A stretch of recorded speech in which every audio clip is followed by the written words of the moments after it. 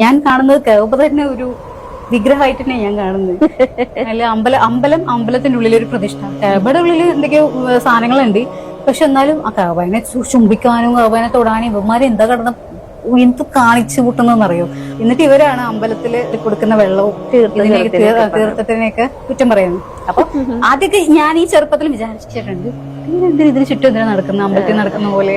അതൊക്കെ ഹിന്ദുക്കളുടെ ആചാരം. ഞാനിവിടെ വളരെ ബഹുമാനത്തോടു കൂടി ഇസ്ലാം മറ്റു മതസ്ഥരോട് എങ്ങനെയാണോ പെരുമാറാൻ പറഞ്ഞത് അതുപോലെ തന്നെ ആ വാക്കുകളെ, ആ ആദർശങ്ങളെ, ആശയങ്ങളെ മുൻനിർത്തി ഹൃദയത്തോട് ചേർത്ത് വെച്ച് സ്നേഹത്തോടെ സഹോദരി എന്ന് വിളിച്ച് തന്നെ പറയുകയാണ്. നിങ്ങൾ കഅബയെ ഒരു വിഗ്രഹമായി കണ്ടുപോയിട്ടുണ്ടെങ്കിൽ ഞാൻ ഒരൊറ്റ ചോദ്യമാണ് നിങ്ങളോട് ചോദിക്കുന്നത്. നിങ്ങൾ വിഗ്രഹത്തിന്റെ മുകളിൽ കയറി നിൽക്കുമോ? സൃഷ്ടാവിന്റെ ഏകത്വത്തെ വിളിച്ചു പറയാൻ വേണ്ടി ബിലാൽ റളിയല്ലാഹു തആല അൻഹുവിനോട് അള്ളാഹുവിന്റെ റസൂൽ സ്വല്ലല്ലാഹു അലൈഹി വസല്ലമ തങ്ങൾ കൽപ്പിക്കുന്നുണ്ട്. അത് കേവലം കഅബയെ നോക്കി നിന്നുകൊണ്ട് എന്റെ സൃഷ്ടാവിന്റെ ഏകത്വത്തെ വിളിച്ചു പറയാനല്ല, മറിച്ച് കഅബയുടെ മുകളിൽ കയറി നിന്നുകൊണ്ട് വിളിച്ചു പറയണം. ആ കഅബയുടെ മുകളിൽ കയറി നിന്നിട്ടാണ് ബിലാൽ റളിയല്ലാഹു അൻഹു ആദ്യം ബാങ്ക് വിളിക്കുന്നത്. അതുകൊണ്ട് ഈ ചരിത്രം നിങ്ങളൊന്ന് പഠിച്ചിരുന്നെങ്കിൽ ഒരിക്കലും ഇതൊരു വിഗ്രഹമായിട്ട് നിങ്ങൾക്ക് പറയാൻ കഴിയുകയില്ല. നിങ്ങൾ എന്തൊക്കെയാണ് ചിന്തിച്ചു വെച്ചത്, എത്രയൊക്കെ മോശമായ രീതിയിലാണ് മുസ്ലിം മത വിശ്വാസികളെ നിങ്ങളൊക്കെ സമൂഹത്തിന് മുമ്പിൽ പറയുന്നത്, നിങ്ങൾ ചിന്തിക്കുന്നത്. കേവലം ആലപ്പുഴ ജില്ലയിൽ നിന്ന് സൃഷ്ടാവിന്റെ മുമ്പിലേക്ക് സുജൂദിൽ വീഴുന്ന ഞാനും ലണ്ടനിലും ദുബായിലും ഒക്കെ കിടന്നുകൊണ്ട് സുജൂദിലേക്ക് വീഴുന്ന ആളുകൾക്കും ഒരു കേന്ദ്ര ബിന്ദു ഉണ്ട്, അതാണ് കഅബ. അത് നിങ്ങൾക്ക് തിരിച്ചറിയണമെങ്കിൽ നിങ്ങൾ വർഗീയത മാറ്റിവെച്ചിട്ട് ചരിത്രം നല്ല രീതിയിൽ പഠിക്കാൻ തയ്യാറായാൽ എല്ലാവരെയും ചേർത്ത് പിടിക്കാനും എല്ലാ മതസ്ഥരോടുമുള്ള റെസ്പെക്റ്റ് നിങ്ങളുടെ മനസ്സിലുണ്ടാകും. എന്തുകൊണ്ടാണ് ഈ കഅബയിലേക്ക് ഈ ലോകത്തിലുള്ള എല്ലാ മുസ്ലിങ്ങളും തിരിഞ്ഞു നിൽക്കുന്നത്?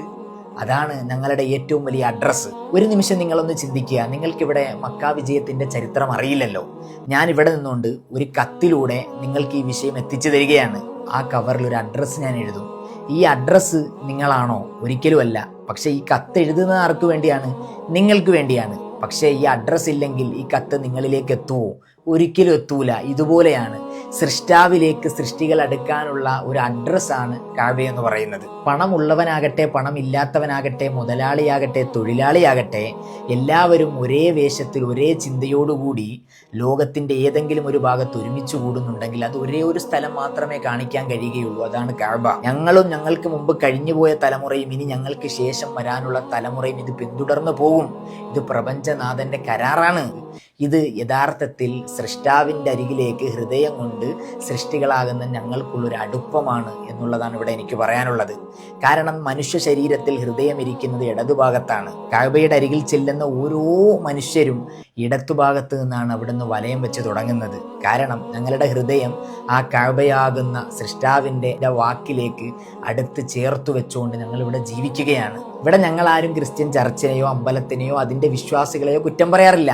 ഇനി ആരെങ്കിലും പറഞ്ഞതായിട്ട് നിങ്ങൾക്ക് തോന്നിയിട്ടുണ്ടെങ്കിൽ അവർ കേവലം ഇസ്ലാം പഠിച്ചിട്ടില്ല എന്ന് തന്നെ ഇവിടെ പറയണം. നിങ്ങളൊക്കെ ഈ സോഷ്യൽ മീഡിയയിൽ വന്നുകൊണ്ട് ഇത്തരം വർഗീയതകൾ പറഞ്ഞ് മതസൗഹാർദ്ദത്തിനെ തുടച്ചു മാറ്റാൻ ശ്രമിക്കുമ്പോൾ ഞാനൊരു കാര്യം ഓർത്തു പോവുകയാണ്.